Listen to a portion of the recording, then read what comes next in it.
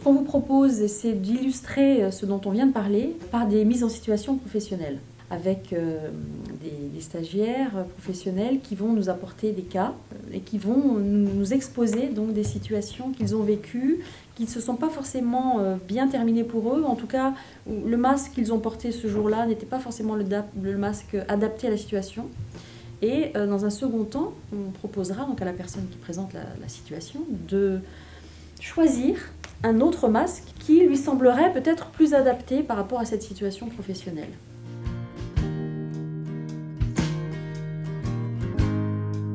Bernard, vous allez me raconter une histoire qui vous est arrivée, un cas, donc on vous écoute. Oui, moi j'ai un cas très contre-productif. C'est au début d'une réunion, donc en fait la moitié des invités étaient à l'heure et l'autre ne l'était pas. Donc quand la salle a été remplie, donc j'ai signalé mon mécontentement en disant je remercie ceux qui étaient à l'heure. Donc ce qui a eu comme effet de casser gravement l'ambiance. Et du coup, pas bien amorcer la réunion. C'est ça, d'accord. C'était un peu plus tendu. Quel masque vous avez pris, là, à votre avis, Bernard, pour amorcer cette réunion de manière un peu froide et sèche? Et il est clair que je n'ai pas dû faire dans le rigolo, là. Je dois plutôt être du côté du vieillard prevêche. C'est ça, c'est pantalon. Tu ne suis pas content que les choses ne soient pas organisées comme il aurait voulu que ça soit organisé. Donc, ouais, tout à fait ça. Ouais. Alors, justement, par rapport aux 9 masques, est-ce qu'il y aurait eu un masque alternatif, une autre façon de faire, pour à la fois ne pas encaisser le retard et ne rien dire, subir, mais ne pas non plus réagir par de l'animosité et faire passer le message de manière plus rigolote? Oui, effectivement, ça aurait été la bonne méthode, c'est d'avoir une technique un peu plus humoristique, hein, malgré tout, qui aurait pu faire passer le message. Donc je pense que... Oui, Arlequin... Arlequin, il a certainement des qualités qui vont bien pour dérider l'atmosphère tout en faisant passer le message. Sans pointer le mauvais comportement, mais sans braquer les gens qui sont pointés. C'est ça. Faire rire à leur dépens un peu.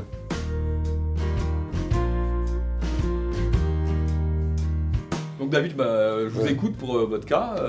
Je me suis retrouvé, ça c'était quand j'étais un jeune manager, dans une situation sur un plateau téléphonique où il y avait énormément d'appels en attente, avec une pression pas possible de la part de la direction pour qu'on tienne les objectifs. Et un de mes meilleurs téléconseillers, qui s'appelait Jérôme, craque à la fin d'un appel, pose son casque et dit « là j'en peux plus ». Et là, en fait, mon réflexe n'a pas été du tout le bon, vu que en fait, je lui ai dit, écoute, tu as mauvais esprit et remets-toi tout de suite au travail.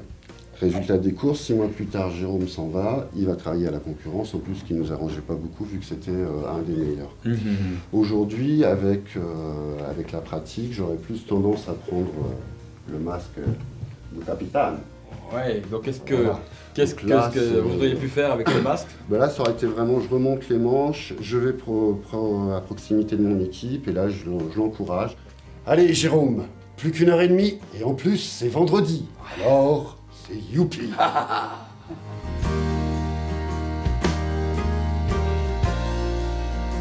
Lors de mon entretien annuel d'évaluation, j'ai profité de l'occasion pour demander une augmentation, parce que j'en avais pas eu depuis assez longtemps. Et mon supérieur m'a carrément dit oui, il n'y a pas de problème, mais ça pourra se faire que dans 1 an. Et là, moi, je me suis retrouvée complètement démunie, ratatinée physiquement. J'ai senti mes forces diminuer. J'ai absolument rien répondu. J'étais sidérée, quoi. Quel Voilà. masque Je pense que c'était ce masque-là. Oui, je pense que tout à fait. la Tartaglia, pardon. Physiquement, j'ai ressenti vraiment physiquement. Ils se sont rejetés, quoi. Le rejet et la victime, quoi. La victime. Voilà. D'ailleurs, on le voit, le masque, les forces, voilà. de force du masque partait vers le bas. Illustre bien. D'accord. Quel masque aurait pu être plus judicieux à prendre pour justement faire basculer éventuellement la situation de manière favorable? Quel au pluriel, parce qu'évidemment, il n'y a pas une réponse unique, il y a plusieurs possibilités de réponse. Moi, celui qui me vient là, c'est peut-être celui-là.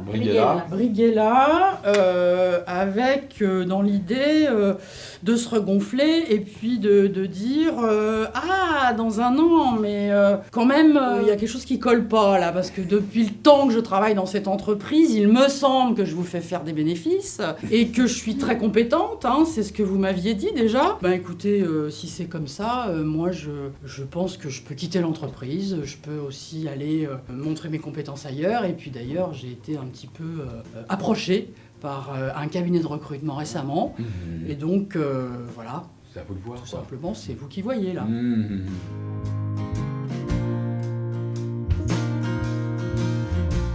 Alors ce que j'ai noté d'intéressant, c'est dans les stéréotypes et les archétypes que vous venez de nous décrire, il y a le fameux Zani. Et Zani, j'en ai eu dans mes équipes. Il y en a partout. Et en fait, il faut bien comprendre qu'il est particulièrement rebelle, il veut en faire qu'à sa tête, mais c'est souvent parce qu'en fait, il manque aussi d'assurance en lui. Et du coup, il est dans l'affirmation de ce qu'il est et de ce qu'il sait faire. Donc en fait, lui, il faut typiquement jamais lui rentrer dedans frontalement, ça mène absolument à rien. Et il faut bien justement le rassurer, le sécuriser, le valoriser, et ensuite, on pourra l'amener... c'est typiquement un personnage qui est réfractaire au changement. Donc, dans une organisation où il y a besoin de manager du changement, on pourra le faire évoluer, mais d'abord en le rassurant et en le valorisant.